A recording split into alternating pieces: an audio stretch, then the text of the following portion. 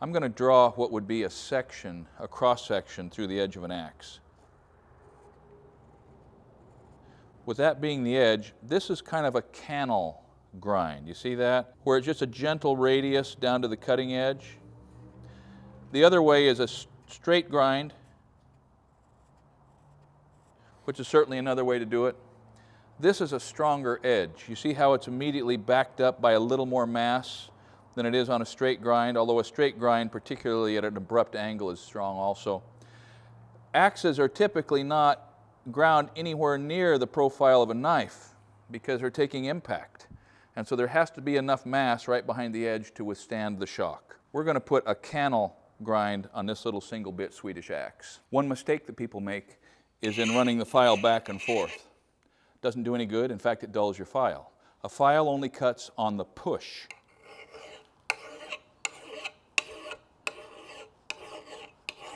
So once I've come around a few licks and sort of created this back edge, then I'll begin to kind of gently raise my file up and get closer to where I'm actually removing material from the cutting edge.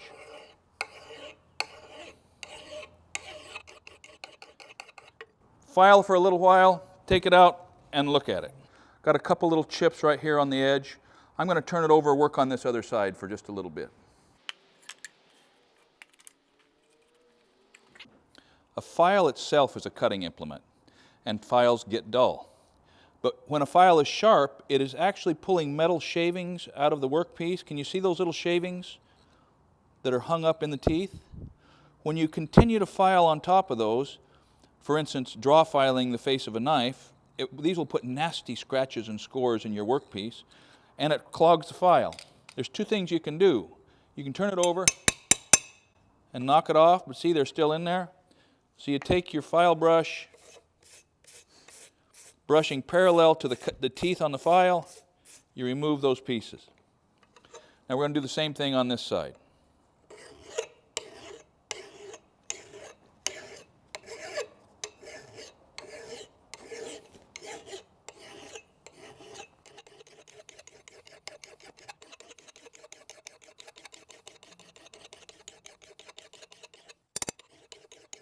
Now this is not a big deal. In fact, it's not a deal at all. But it's kind of pleasing to me to try to keep this line, the juncture between the newly cut work and the old work, fairly smooth. See how the curve is a little erratic there? I'm going to try to bring the whole thing back to about that point, just because it feels good.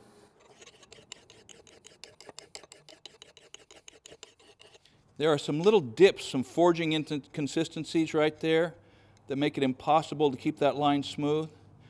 You can see I'm down to where I've almost taken out those little notches. Those little nicks right there are almost gone. I'm going to stay on this just a little longer.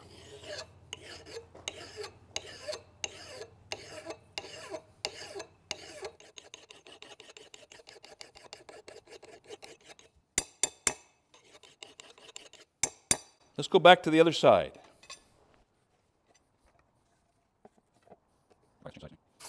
So let me point something out. When you see me tapping to dislodge the shavings, I'm not striking the edge that I'm sharpening. I'm back up here on the flat of the axe. You do the same thing when you're filing a chainsaw. I'm beginning to get just a little bit of a wire edge standing up, which means we're down to kind of zero between the two opposing faces. That's good.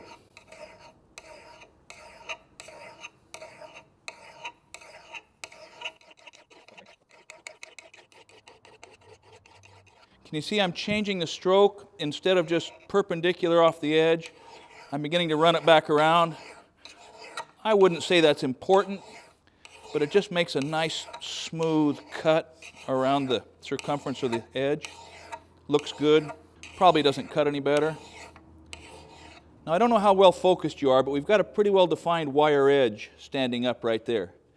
That's a little bitty thin, I don't know how thin, 1/1000th probably, sheet of metal that is beginning to emerge as we cut away the base material. It folds over from each side that we're working on. It'll cut you. It'll also wear off in a hurry. Okay, one more pass over on the other side and we'll have it.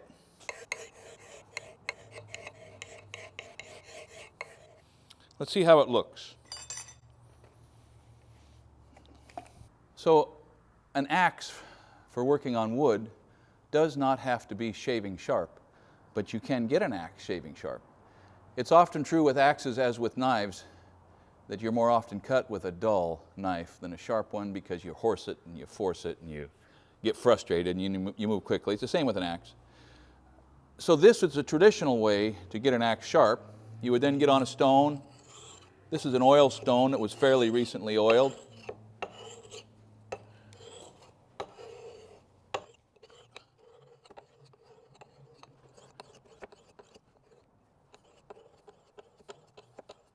So axes can be sharpened much faster with a power tool. The risk is that you're inputting friction so fast that you can heat that cutting edge past about 400 degrees and begin to soften it to the point that your axe is no longer heat treated and the edge will essentially roll over. So if you're in a hurry or you're competent and you want to use a grinder, or perish the thought, an angle head grinder, maybe with a flap disc, do it barehanded, and I'll show you the reason for that.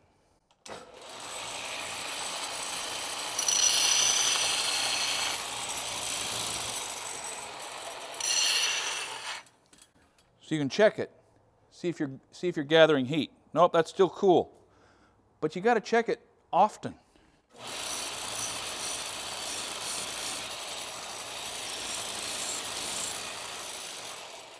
So if you're going to do it like that, check it, because if you get even close to 400 degrees, you're going to get a little straw yellow. When the yellow starts showing up, you better get off of it because the next color is a bronze. If you don't get off of it then, your next color is going to be a full purple, and then you get to a blue, and then you get to a light blue, and you have wrecked your cutting edge. Now, you may not have wrecked it all the way back, but you've wrecked it right there. So if you're going to do it with a power tool, do it barehanded, check it often,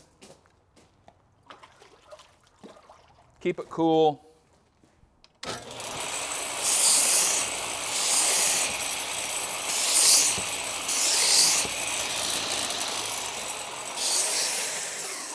Once you get the edge and the shape, whether it's a straight grind or a cannel grind that you want, you can put it on a polishing wheel.